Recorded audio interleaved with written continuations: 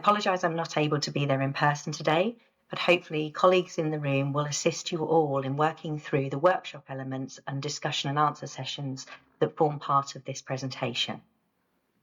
Thank you. Let's begin. Firstly, to provide context to this presentation, I'd like to introduce you to English Heritage's commitment to sustainable conservation. In October 2023, we released our Sustainable Conservation Principles document. This is something that's freely available on the English Heritage website in case some of the attendees here may not have seen it.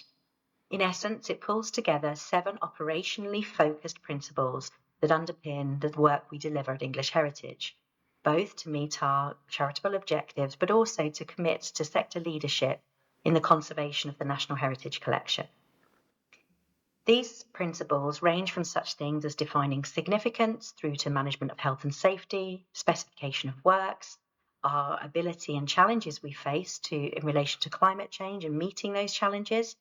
But importantly, it also focuses on the human dimension and the skills we need and expertise we need to support our ongoing efforts in the conservation of the National Heritage Collection. And that's particularly represented at point 6, highlighted here. The range of those skills is a really important reflection because these are not merely the craft skills for execution and delivery, as important as they are. We at English Heritage understand the true depth of the ecosystem of heritage skills we need, and we want to support that breadth across the sector, ranging from digital surveying and management skills through to such consultancy skills as archaeology, architecture, engineering, and management of conservation and construction works. Today, I'd also like to introduce you to the Historic Environment Forum's work and the relevance of that to all of us here. The Historic Environment Forum is very committed to championing the voices of the sector, and I'm very privileged to be contributing to both the steering groups of the Historic Environment Sector Skills Forum and the Green Skills Forum. So the learning and knowledge that I take back from today's session will really be valuable to us all in developing future strategies. What I'd also like to do is make a call out to you all to consider joining the Knowledge Hub linked to the Historic Environment Sector Skills Forum. And this Knowledge Hub is an open platform to share information and insights and collectively come together to champion a brighter future for heritage skills, where we have a more resilient ability to care for long term for our heritage.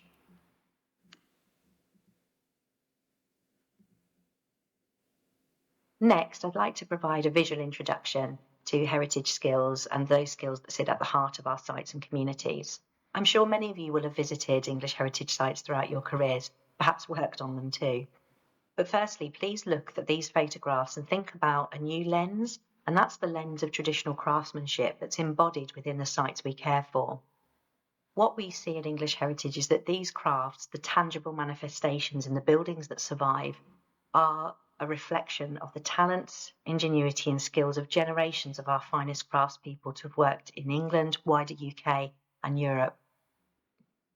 To that end, the skills embodied and the traditional continuity of those skills is a golden thread for English Heritage, and it's something we wish to celebrate and promote more widely across our 420 sites nationally. Importantly, in the context of our sites, 70% are free to enter. And through telling the story of heritage crafts through these free-to-enter sites, we hope to be able to make sure that this story is broadly accessible and available for lots of the wider community to engage with. Next, I'd like to introduce you to the format of this workshop and just to outline the steps through which we'll be running through. So as far as introduction, there are 2 core focus themes that we're going to consider as part of this workshop. And both of these have been discussed with the CIFA team to ensure that we can align them with the archaeological focus today. It's also relevant to state that we did actually previously run this exercise as part of a multidisciplinary workshop at Rest Park in Bedfordshire back in February. Unfortunately, though, there were relatively few archaeologists present versus the quite a large percentage of people from the built environment, construction or craft sectors, including heritage management, architecture, surveying and engineering. So your perspectives are really important to us, so I'd really appreciate your commitment to helping us work through some of the questions we're going to pose in this session. So just to recap, there's a 3-step process. The first part of the presentation will be where I will present to you some context about the chosen focus theme, and then also there'll be a concept about a way in which we may be able to address this or some emerging thinking relative to that. You'll then have an opportunity to respond to a series of questions that will be posed and can be left on the screen. Please do think about these and discuss them in your groups, and think about how you would RAG rate them. So do you think that they are red? Are there some major issues in mobilising this? If there are issues, what are they? If it's amber, it's perhaps something that you feel is easier to advance. And green, perhaps you don't think there's any barriers and you think this is high priority. So perhaps work through these together and think about what can we do, and what, from your knowledge and intelligence and insights and working in the archaeological sector, how does this specifically relate to you? Well, then actually at the end, I hope my colleagues in the room will be kind enough to bring everybody back together and start to have a discussion about what this might mean for our sector and how we can, through working together, maximise our impact around the important agendas.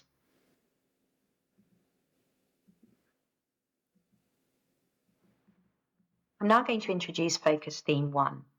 And Focus Theme 1 will explore the prospective importance, relevance and challenges of establishing regional heritage skills networks. So the context for why we might want to move forward and do this as a sector. The Historic Environment Forum was established in 2000, and that previously provided a really strong national network through which we could discuss and work collaboratively in an interdisciplinary way to address emerging skills challenges or to actually profile what those challenges might be. There's also wider work that the HEF was involved in about accessibility, engagement, but for this particular session, we're going to be focusing in on the type of skills we need to deliver projects and disseminating information and gathering information about that in a regional context. What we do know is that different trades and different specialisms, like we could say, so there's trade federations for carpentry, joinery, there is the CIFA representing the archaeologists, IHBC starting to look at built environment professionals, REBA, RICS. We know that there's a huge amount of focus on the trades and on specialisms, and particularly the trades. That focus comes from the CITB and training groups. But what we know is that that focus often has a really national look. And although there are regional groups, what we'd like to do is move towards a position of understanding regional need to a greater degree. This is particularly relevant in itself as we move towards the increasing instances of devolution and regionalism. And furthermore, we can align this focus on regionality to think about what new funding streams may be available for us to work with and leverage in order to promote an improvement in the health of the heritage skills ecosystems.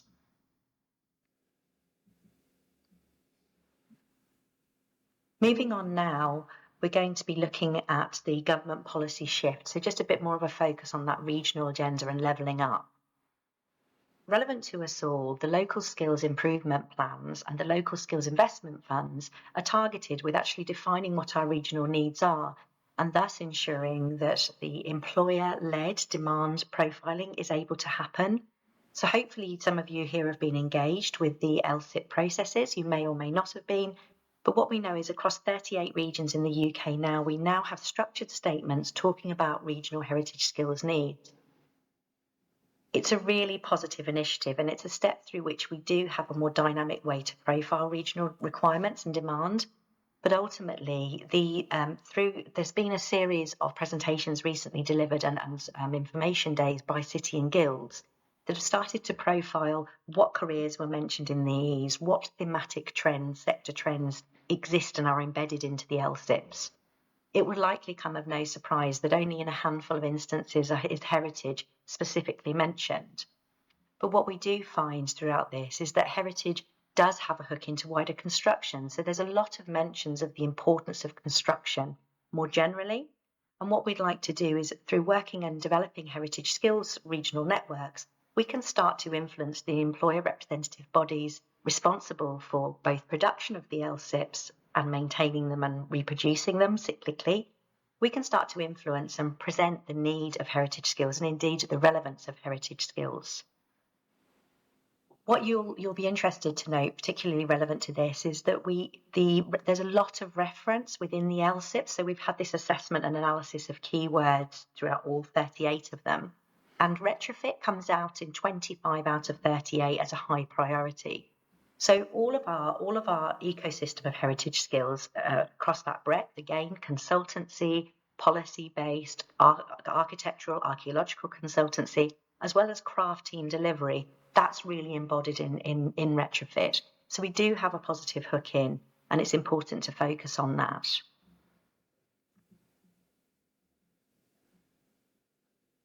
I want to clarify now and just turn briefly to look at the regional nuances of heritage skills. What you can see here is that, should I just get this main figure? Construction has a 7.5 billion impact on GVA. So that's a huge impact, and that's in addition to libraries, architectural and engineering services.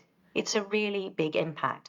But what you can see from looking here is that it's not evenly spread throughout the country. So having one national outlook is not really that helpful, because it doesn't help us address the variations in regionality and the variations in the type of work required. We'll now turn to look at the concept of how we might address the lack of information we have regionally. We thought about mobilising a local arm for the Historic Environment Skills Forum. And what we'd like to do, and I know there's a mandate already for this to act as a pilot in the east of England, but it's something we'd like to get your perspectives on for the wider relevance across England. We'd like this group that we form in these networks to be very interdisciplinary, reflecting the breadth of sector experience, knowledge and understanding that we need to best care or resiliently care for our built environment. And we also want to use this as a mandate, the information we gather, to start to influence training delivery within those regions. We want to, through such forums, have an ability to discuss the particular nuances of regional challenges. And those challenges may relate to the thematic nature of the site, the geography. So one example particularly relevant here is the relevance of marine archaeology in the care of the sea forts that we might look after English heritage. But there's also different nuances and specialisms within our respective professions that we need to ensure are flagged, and we need to look at a regular health check for the condition and the status of those skills. Through developing this regional knowledge, we hope to be able to move towards a position where we could develop regional skills roadmaps that could lead and feed into the historic environment skills action plans for England that are currently being developed. Each regional heritage skills network would then feed into a national steering group so that we can ensure we have national parity on the wider agenda. It's at this point that I'd like us to start to consider some key questions and to sit back in your groups and have the discussions I outlined earlier. So there are a number of questions in which we'd like you to have your say. They're listed here. Please do take the next 10 minutes, perhaps to work in a team or in groups, individual groups, to consider these questions and provide some feedback. Thank you. We'll scoot on just for time purposes, but we'll upload this presentation. You can always go and do that exercise, or we try and find another example, opportunity to do them. Oh.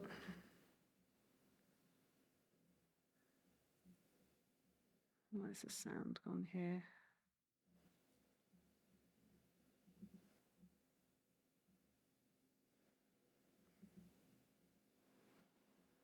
Oh, do we know why the sound might have gone? From ground zero, we do already have some really authoritative evidence bases in relation to heritage skills and the particular skills gaps or concerns that might be emerging from the data. Relevant to this, there's been a series of skills need analyses that have been produced since 2005, with the latest update, this undertaken by Historic England, recently commissioned and due for release in June this year. Added to that, we've got labour market intelligence toolkits that have been very welcomely introduced by ICON. And alongside this, there's particular focus on our needs relative to delivering net zero that were contained in the Grosvenor reports. All of these collectively give us an indication of what the skills health checks are for our sector, but they don't provide us with specific detail at the moment. It's not granular enough to help us develop a genuine roadmap to affect change. Next, I'd like to introduce our second concept and focus for discussion, which is about a heritage skills project audit, through which we'd like to develop a methodology and a tool to intelligently profile heritage projects pipeline, national, regional and local levels. Initially, we're thinking this would be best approached through a third sector pilot, but we would welcome any insights or ideas you may have. In the context of this skills audit, what we'd essentially be doing is auditing and quantifying the skills required to deliver the project and range of projects individual organisations may have in their pipelines. Auditing such things as the professional skills, so archaeologists, surveyors, structural engineers, through to the actual skills for operational delivery, like the construction and trade skills. Also, there's opportunity here to start to profile the resources and wider pipeline for resources. Generally, skills audits, or historically, they've been used most commonly to look at personal skills needs. But what we're proposing is that there's a potential opportunity to align this concept with project management system data and governance processes to capture the regional profiles and data. This could actually also help us underpin the viability of collaborative skills training advocacy and partnerships that we could develop, and may even lead to supporting such things as shared apprenticeship models longer term, to maximise the opportunity and uptake for delivering apprenticeships when there's not normally a certainty of work. So what has been fed back to us is that we know some people might be interested in taking on an apprentice, but they can't always guarantee the type of work they need. So a shared apprenticeship model, which we've been researching, could actually really help. But in order for that to work, we need to understand the supply and demand.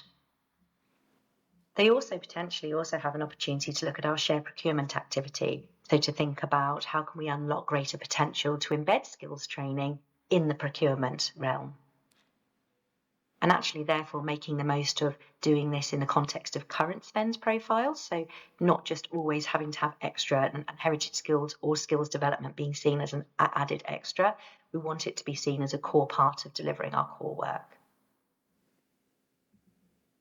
Next, I just wanted to show you an example of what a data set might look like when brought together more visually. If we were creating heritage skills audit tools, we could pull the data together in a similar way as the retrofit data was recently presented by Historic England, starting to look at what skills are needed within which geographical area.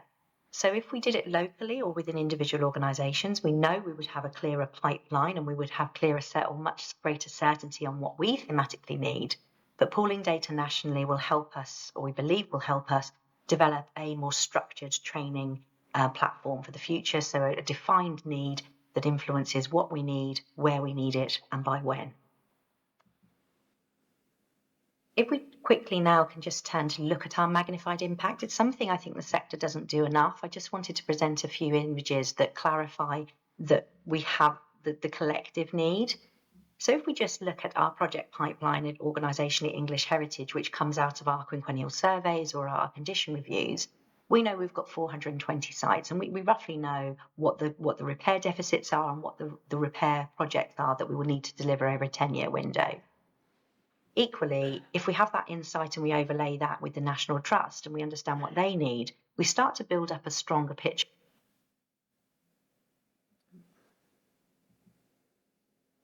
The pipeline of need is then in turn further enriched by starting to overlay data from organisations like the Churches Conservation Trust and potentially Historic Houses Association. Moving them from an aggregated national oversight of the type of projects that may be coming up, we can then start to look at a more regional level again. And by doing this, just an example within one county in the east of England, within Norfolk, we can see that there are 85 sites alone between those organisations just within one county. And there's a geographic mapping illustrating those. And we can add to this number of projects that would be delivered through grant-aided schemes. So, for example, through the lottery, AHF, Historic England, and a further extensive volume of work in the context of listed buildings in private ownership or in the ownership of wider organisations such as those shown at the bottom. Collectively, this really would help us understand the regional need, because at present we know we have a national provision, but often we do find ourselves travelling great distances in order to deliver works, and what we must ask ourselves is how sustainable is that long term, both in terms of carbon footprint, but also meeting the regional needs and equity of access to local people to train to conserve the built environment of their area. Most positively, if we were able to reach a position where we had an eye on the aggregated spend across our sector, it would become so much clearer for us to understand what opportunities exist for us to come together and work on the definition and realisation of collaborative skills training partnerships, through which we would hope to ensure that we could deliver more together through understanding collective need and aligning our common agendas. This next slide will be circulated after this event, but does outline a summary of 6 of the primary benefits we envisage that would be derived from developing a heritage skills project audit tool. On the basis of the introduction we've given to the concept of the heritage skills audit, we'd now like to pose a series of questions again, as we did similarly for focus theme 1. And one final thank you from me. Thank you very much for contributing. Apologies again, I wasn't able to be there in person. I know that recorded delivery is always a bit stilted, so hopefully you've managed to bear with me during the last presentation.